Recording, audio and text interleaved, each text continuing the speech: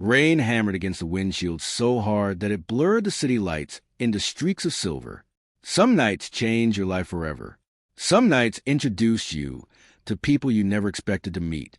And sometimes, one unexpected decision became the beginning of a miracle no one saw coming. But before we begin, I want to ask you something. Have you ever met someone at the exact moment when both of your lives were falling apart? If you believe that hope can appear when everything seems lost, make sure you like this video, subscribe to the channel, and stay with us until the very end. Because today's story isn't just about love. It's about forgiveness, sacrifice, family, and discovering that the greatest blessings often arrive disguised as life's biggest mistakes. Now, let's begin. Every morning at exactly 5:30, Marcus Johnson woke before the sun, not because he wanted to, because someone depended on him. His tiny apartment in Atlanta barely had enough space for the two of them. The paint peeled from the walls. The heater worked only when it felt generous, and the old refrigerator hummed louder than the television. Still, Marcus never complained. He quietly pulled himself from bed, rubbed the sleep from his eyes, and walked into the little bedroom across the hall. Curled beneath a dinosaur blanket was 6-year-old Noah. The little boy had inherited Marcus's warm brown eyes, though the sparkle inside them had faded since losing his mother to a sudden illness 3 years earlier. Marcus stood there every morning for a few seconds, watching, smiling, reminding himself why quitting was never an option. "You've got this," he whispered to himself. He prepared oatmeal, packed Noah's lunch, ironed his school uniform, and somehow managed to shower and dress before gently waking his son. Morning superhero. Noah slowly opened one eye. 5 more minutes? Marcus laughed. "I'll give you 4. Noah groaned dramatically before wrapping his arms around his father's neck. "Love you, Dad." Those 3 words erased every ache Marcus carried. "I love you more." They had a routine. Breakfast together. Brushed teeth. Race to the bus stop. A high five before Noah climbed aboard. Every day. Every single day. Marcus watched until the school bus disappeared around the corner.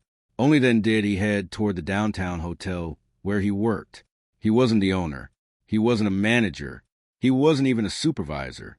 Marcus worked maintenance, fixing broken lights, repairing leaking pipes, moving furniture, cleaning storage rooms, anything that needed doing.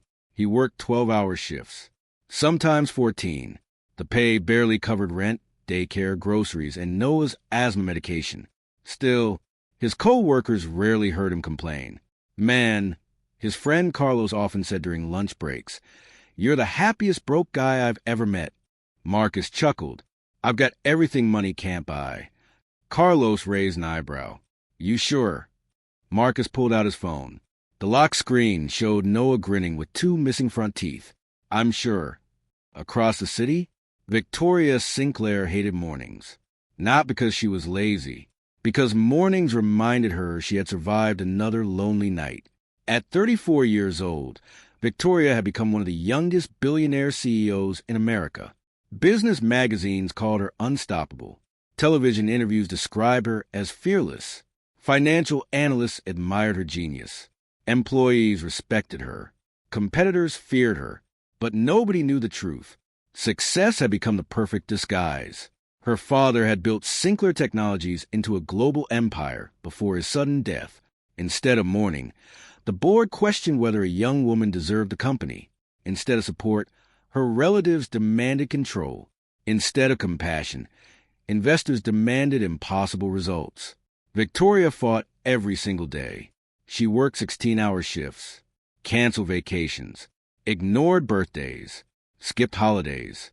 The richer she became, the lonelier life felt. Her penthouse overlooked the Atlanta skyline, floor-to-ceiling windows, marble floors, a grand piano she never learned to play, an infinity pool she never used, walk-in closets filled with designer clothes. Yet every evening, she ate dinner alone. Silence echoed louder than luxury. Money could purchase almost anything, except peace, except genuine friendship, except love. One Friday evening changed everything. Marcus finished repairing a broken elevator long after his shift should have ended. His supervisor apologized. "Sorry, Marcus. Emergency repair." No problem. You missed your dinner break. Marcus smiled. I'll grab something on the way home. Outside, rain poured relentlessly. Traffic barely moved. Streetlights reflected across flooded sidewalks. Marcus ducked beneath a bus stop roof while waiting for the storm to calm. That's when he noticed her. A woman sat alone on the bench. Barefoot, her expensive high heels rested beside her. Mascara streaked down her cheeks. She held an unopened umbrella, but never bothered to use it. People walked past. Nobody stopped.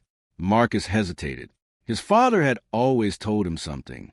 The strongest people are usually the ones crying where nobody looks. He slowly approached. Ma'am. No response. You okay? The woman looked up.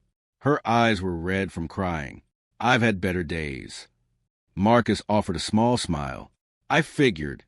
She laughed softly. The first genuine laugh she'd had in weeks. I'm Victoria. Marcus. She studied him. His work boots were soaked. His maintenance uniform carried grease stains. His hands were rough from years of labor. Yet, somehow, he looked more peaceful than anyone she'd met in months. You don't know who I am? Marcus shrugged. Should I? She almost laughed again. No. And honestly, he scratched the back of his neck. It doesn't matter. For the first time in years, someone wasn't impressed. Someone wasn't intimidated. Someone wasn't asking for money. He simply saw another human being sitting alone in the rain. They ended up sharing coffee inside a 24-hour diner nearby. Nothing fancy. Sticky tables. Old booths. Bottomless coffee. The waitress smiled warmly. What can I get you too? Marcus glanced at Victoria. You hungry? She realized she hadn't eaten all day. I guess I am. Marcus ordered the cheapest meal. Victoria noticed. You can order whatever you want. He shook his head. I'm good. She quietly added another meal without him hearing. When the food arrived, Marcus frowned. I didn't order this. Victoria smiled.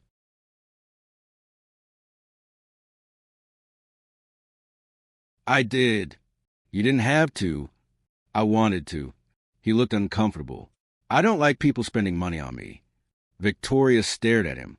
Every wealthy man she dated expected expensive gifts, luxury vacations, sports cars, designer watches. This man felt guilty over a plate of pancakes. It was refreshing. They talked for hours. Not about money. Not about business. Not about success. Marcus told funny stories about Noah trying to convince his teacher that dinosaurs still existed. Victoria laughed until tears rolled down her cheeks. Real tears. Happy tears. She admitted she couldn't remember the last time she'd laughed like that. Marcus never asked what she did for a living. Victoria never mentioned her last name. For one evening, they were simply Marcus and Victoria. Nothing more. When the diner finally closed, the rain had stopped. Cool air filled the streets. They slowly walked toward the parking lot. I should go, Victoria said quietly. Yeah. Silence lingered. Neither wanted the night to end. You know, Marcus said, I haven't had a conversation like this in years. Neither have I. She looked into his eyes, not seeing his old clothes, not seeing his worn shoes. Only kindness, only sincerity, only safety. She stepped closer. So. Before either of them could overthink it, she kissed him. Softly, gently. The kiss carried grief, loneliness, hope, and the desperate need to feel alive again. Marcus kissed her back, not because she was beautiful, though she certainly was, not because he expected anything, but because, for one fleeting moment, two broken souls found comfort in each other. The rest of the night faded quietly into memories neither of them expected to revisit. Before sunrise, they exchanged only first names. No phone numbers. No last names. No promises. Just one heartfelt goodbye. As Marcus walked back toward the bus station, he smiled to himself. What are the odds we'll ever meet again? Across town, Victoria stared out her penthouse window with the same question. Neither realized life had already begun writing the next chapter, a chapter neither wealth nor hard work could control, because only 6 weeks later, Victoria Sinclair would discover something that would shake her world to its very foundation. And when she finally tracked down the mysterious man named Marcus, she wouldn't be coming alone.